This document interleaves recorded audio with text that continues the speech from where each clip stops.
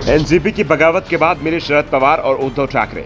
मोदी सरकार खिलाफ मिलकर बनाएंगे रणनीति। महाविकास आघाड़ी गठबंधन की हुई बैठक में कांग्रेस के नेता भी हुए शामिल। अजीत पवार की बगावत के बाद अब एनसीपी प्रमुख शरद पवार अपनी पार्टी को बचाने की कोशिश में जुटे हुए हैं। चुनाव आयोग के नोटिस का तो उन्हें जवाब देना ही है, साथ ही जनता को भी जवाब देना है और साथ ही महाराष्ट्र में महाविकास आघाड़ी गठबंधन को भी बचा कर रखना है। पिछले दिनों एनसीपी में हुई टूट के बाद भी अजीत पवार को लेकर शरद पवार का रुख नरम बना हुआ था, जिसके चलते महाविकास आघाड़ी गठबंधन में शामिल दूसरी पार्टी कांग्रेस और शिवसेना यूबीटी के नेताओं में चिंता दिख रही है। राज ठाकरे और दूसरे कई नेता तो यहां तक दावा करने लगे थे कि शरद पवार की पीएम मोदी से डील हो गई है और पवार के इशारे पर ही अजीत पवार ने बगावत की है। बाद में शरद पवार भी एनडीए में शामिल हो जाएंगे, लेकिन पिछले सप्ताह से शरद पवार के तेवर मोदी सरकार को लेकर काफी तीखे हो चले हैं।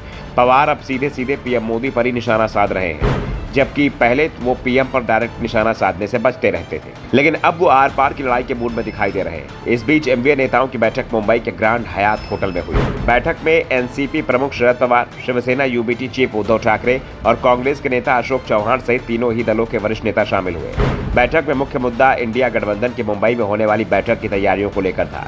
इंडिया गठबंधन की बैठक 31 अगस्त और 1 सितंबर को होगी। बैठक में 26 दलों के प्रमुख और 6 राज्यों के मुख्यमंत्री हिस्सा ले सकते हैं। बैठक को लेकर कांग्रेस नेता अशोक चौहान ने मीडिया से बातचीत में बताया कि 31 अगस्त को होने वाली इंडिया की बैठक के एजेंडे को राष्ट्रीय नेता अंतिम रूप देंगे।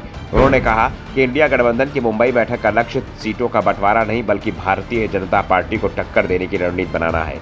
सीटों के बंटवारे जैसे सारे मुद्दे बाद में बातचीत के माध्यम से सौहार्दपूर्ण तरीके से हल कर दिए जाएंगे। अगर महाविकास आघाड़ी महाराष्ट्र में सफल हो सकता है तो ऐसा प्रयोग देश में भी हो सकता है। साफ है कि अब शरद पवार अजीत पवार की बगावत से उबरने लगे हैं और पवार ने उन नेताओं को अपने निशाने पर ले लिया है जो अजीत के साथ खुलकर खड़े दिखाई दे रहे हैं। खास तौर पर प्रफुल्ल पटेल और सरकार में शामिल 8 मंत्री।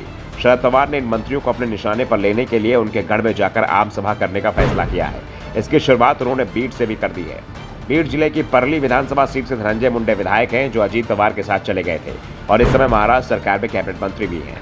पवार ने साफ कर दिया है कि जो लोग एनसीपी छोड़कर गए हैं उनके खिलाफ वो बड़ा अभियान शुरू करेंगे और इंडिया गठबंधन को मजबूत बनाने का काम करेंगे। पवार के तेवरों से अजीत पवार के साथ आए नेताओं में खलबली मची हुई है। वैसे अजीत पवार गुट के विधायक शरद पवार पर किसी भी तरह की टिप्पणी करने से बचते दिखाई दे रहे हैं, तो दूसरी ओर शरद पवार भी सीधे सीधे नाम लेकर निशाना नहीं साध रहे हैं। वो इशारों में अपनी बात कह जाते हैं, लेकिन पवार की सभाओं में जिस तरह से भीड़ जुट रही है वो निश्चित तौर पर अजीत पवार को परेशान कर रही है। वैसे ये तो तय माना जा रहा है कि जिस तरह से उद्धव ठाकरे के हाथ से विधायक भले ही चले गए, लेकिन उन्होंने शिव सैनिकों को अपने साथ बनाए रखा, वैसा शरद पवार के लिए करना आसान नहीं है, क्योंकि एकनाथ शिंदे और अजीत पवार के बीच सबसे बड़ा अंतर यही है कि एकनाथ बाला साहेब के परिवार का हिस्सा नहीं थे, जबकि अजीत पवार शरद पवार के परिवार का ही हिस्सा है। इसलिए सीनियर पवार अभी तक अजीत पवार पर तीखा हमला नहीं कर पाए हैं। Bureau report, the Dhakad news.